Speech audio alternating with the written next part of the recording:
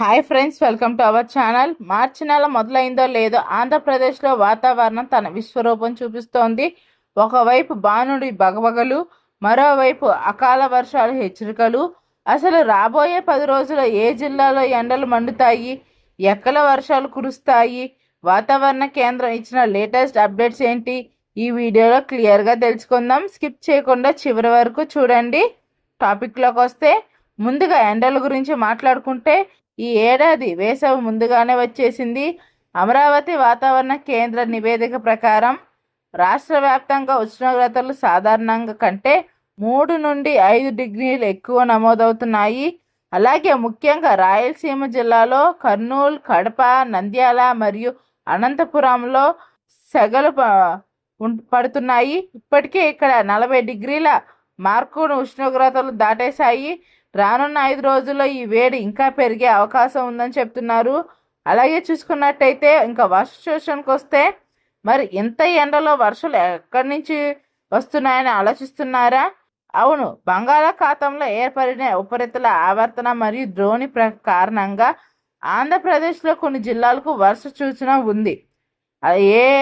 ఆంధ్రప్రదేశ్లో ఎటువైపు ఉందో చూసుకున్నట్టయితే ఉత్తర కోస్తా ఆంధ్ర అంటే విశాఖపట్నం, విజయనగరం, శ్రీకాకుళం మరియు మన్యం జిల్లాలో రాబోయే 48 గంటల్లో తేలికపాటి నుండి మోస్తరు వర్షాలు కురిసే ఛాన్స్ కూడా ఉంది. అదే దక్షిణ కోస్తాలో చూసుకున్నట్టయితే నెల్లూరు, ప్రకాశం జిల్లాలో ఆకాశం మేఘవృతమై ఉంటుంది. అక్కడక్కడ చిరుజల్లులు పడవచ్చు, కానీ ఇది ఎండ నుండి పెద్దగా ఉపశమనం ఇవ్వకపోవచ్చు. పైగా ఉక్కపోత అంటే హ్యూమిడిటీ పెరిగే అవకాశం కూడా ఉందండి. అలాగే రానున్న 10 రోజుల్లో చూసుకున్నట్టయితే మార్చి 15 వరకు ఎండలు తీవ్రంగా ఉంటాయి. అయితే మార్చి 16 నుండి 20 మధ్య రాష్ట్రంలో వాతావరణం పూర్తిగా మారబోతుంది. సముద్రం నుండి వచ్చే తేమగాలుల వల్ల రాష్ట్ర వ్యాప్తంగా అకాల వర్షాలు కురిసే అవకాశం ఉంది అని ప్రధానంగా అంచనా వేస్తున్నారు. ఇది రైతులకు కొంచెం ఆందోళన కలిగించే విషయమే.